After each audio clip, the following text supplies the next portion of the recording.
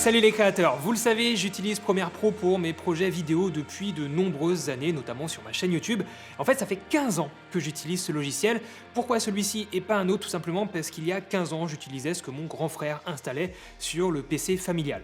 Donc j'ai jamais vraiment fait ce choix d'utiliser Premiere Pro et c'est aussi pour ça que j'aime bien souvent remettre en question mes habitudes de travail. Du coup, ça fait effectivement une quinzaine d'années que je suis l'évolution du logiciel, que j'ai vu de nombreux outils arriver sur ce soft, que j'ai pu voir grandir le logiciel, que je l'ai vu se perfectionner pour devenir aujourd'hui clairement un logiciel extraordinaire de travail. Mais en 15 ans, avec l'arrivée de tous ces nouveaux outils et ces nouvelles fonctionnalités, j'ai aussi pu voir apparaître de plus en plus de bugs, de lenteur et d'instabilité dans le logiciel. Alors première, aujourd'hui je m'en sers pour mes projets personnels, pour ma chaîne YouTube, vous le savez, et aussi donc pour mes projets professionnels, donc pour les projets de mes clients. En fait, j'ai jamais vraiment souhaité passer sur un autre logiciel que Premiere pour trois principales raisons. La première, tout simplement par un manque de temps et de motivation pour apprendre un autre logiciel de montage, même s'il est vrai que n'importe quel soft de montage globalement se ressemblent. La deuxième raison, c'est que j'utilise pas que Premiere Pro dans la suite Adobe, mais également tout un tas d'autres logiciels de la suite, comme Photoshop, InDesign, Illustrator ou encore After Effects. D'ailleurs, ce point est assez important pour moi, puisque beaucoup de personnes qui critiquent le prix de l'abonnement Adobe et le comparent au prix de Final Cut oublie que cet abonnement comprend en fait non pas que Premiere Pro, mais 20 autres logiciels juste incroyables.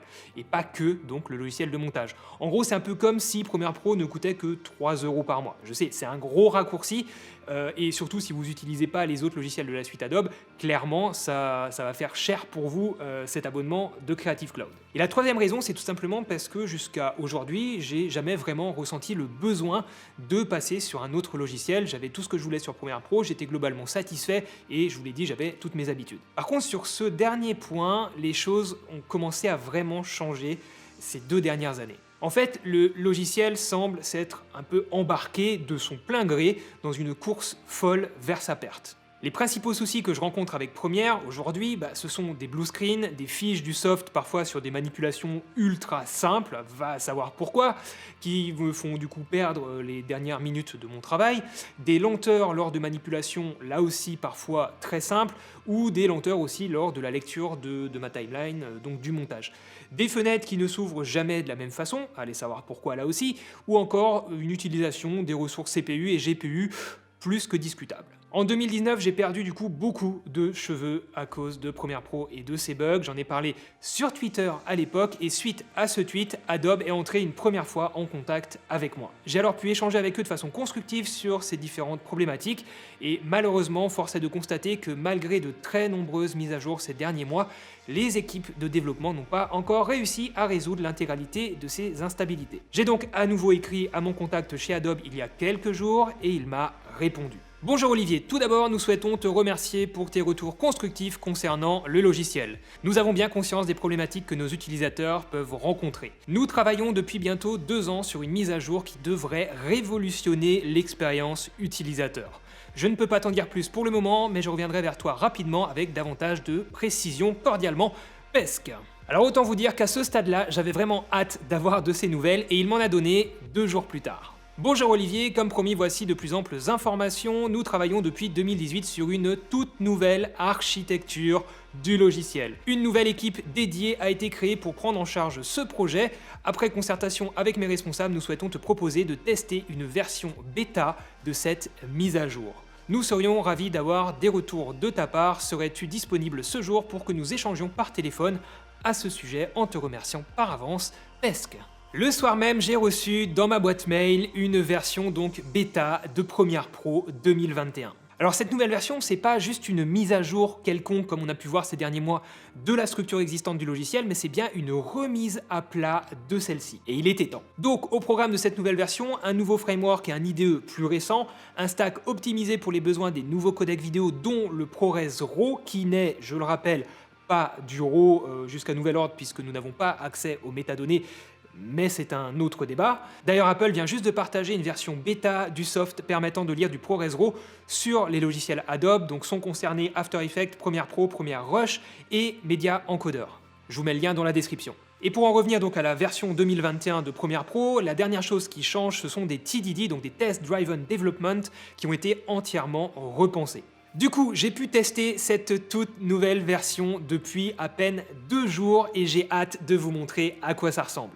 Alors concernant ma config PC, avant de commencer, je suis sur une GTX 1080 Ti en termes de carte graphique, j'ai un processeur i9 dernière génération, j'ai 64 Go de RAM et je travaille exclusivement sur du SSD. Donc la première chose qu'on va tester, c'est la vitesse d'ouverture du logiciel ainsi que d'un projet.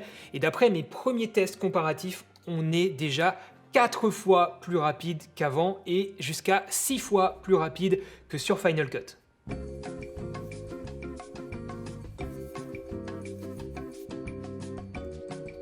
C'est juste bluffant la différence entre la précédente version et la version 2021.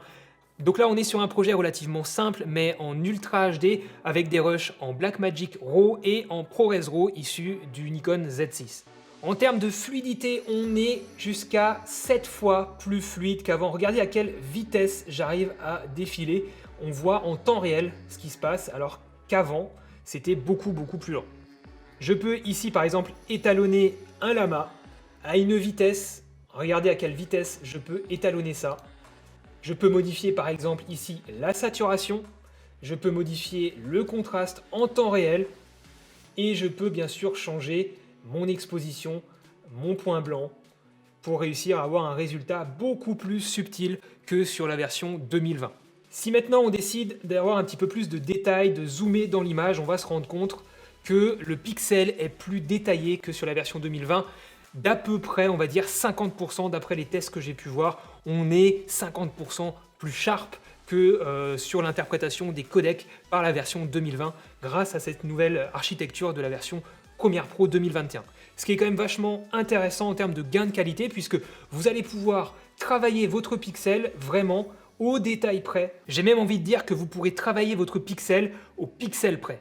Si on s'intéresse maintenant au moniteur Lumetri, on va se rendre compte qu'on a beaucoup plus de détails ici dans les zones sombres et dans les zones claires.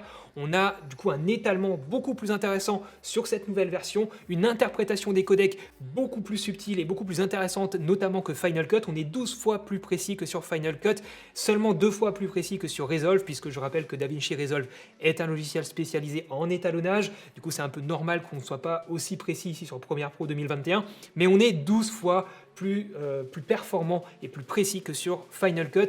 Donc si vous hésitiez entre les deux logiciels, je pense que rien que pour ça, votre choix devrait être très simple. Au niveau du Vector Scope également, on a un étalement ici des couleurs qui va être beaucoup plus homogène. Au niveau de la fluidité à la lecture ici dans la timeline, donc là on est sur un fichier Blackmagic RAW brut, je vais faire lecture et vous allez voir c'est bluffant à quelle vitesse, à quelle fluidité, quelle fluidité on arrive à arriver, alors que jusqu'à présent c'était plutôt laborieux. Attention, c'est parti.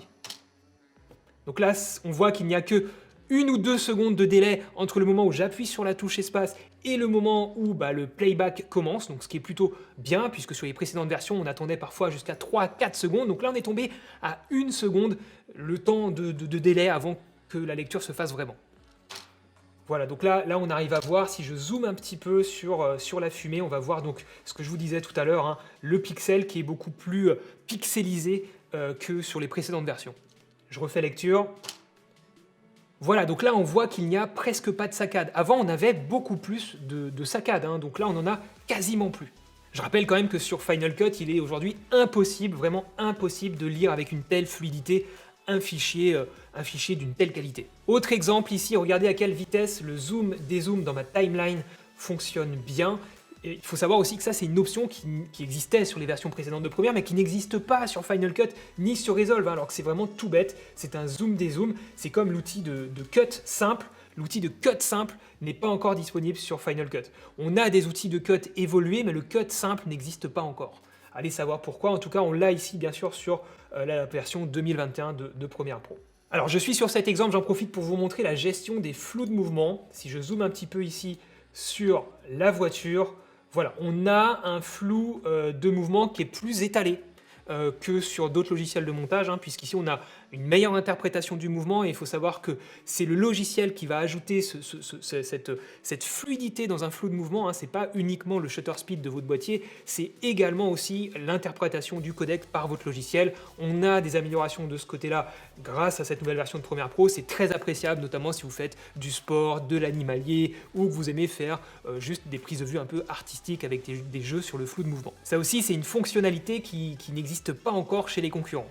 On a une gestion des dossiers également, des fichiers de travail qui se fait dossier par dossier. Tout simplement, vous avez différents dossiers pour ranger des dossiers, des fichiers, et vous pouvez organiser ces dossiers, ce qui nous fait gagner beaucoup de temps lorsqu'on travaille notamment à plusieurs ou lorsqu'on cherche tout simplement à être organisé. Au niveau des fenêtres qui, à l'époque, s'ouvraient de façon bizarre, on avait des problèmes de design, par exemple notamment la fenêtre de titrage hérité. Là, si on l'ouvre dans cette nouvelle version de Premiere Pro, on se rend compte tout de suite que toutes les parties de cette fenêtre s'ouvrent de façon cohérente. On a un grand espace à gauche qui permet du coup de bien classer, de bien répartir les différents outils qu'on a ici. Si on a envie de les déplacer, de les changer d'ordre, on a vraiment beaucoup de place. On peut même faire un foot dans cet espace tellement on a de la place. C'est incroyable.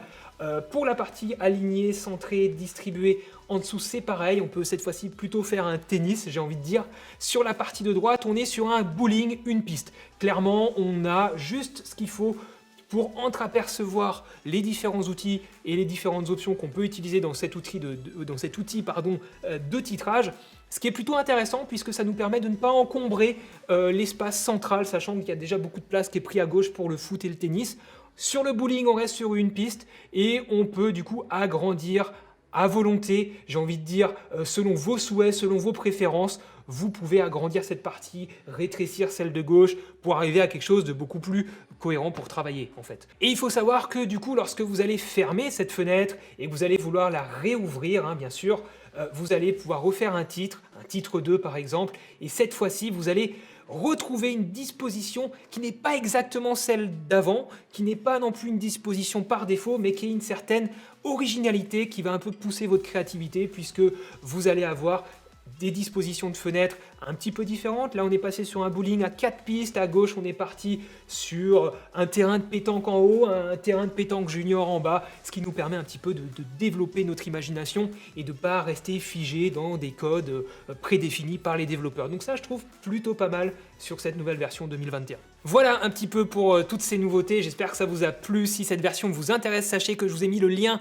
de téléchargement vers Premiere Pro 2021 bêta dans la description. Donc allez checker ça.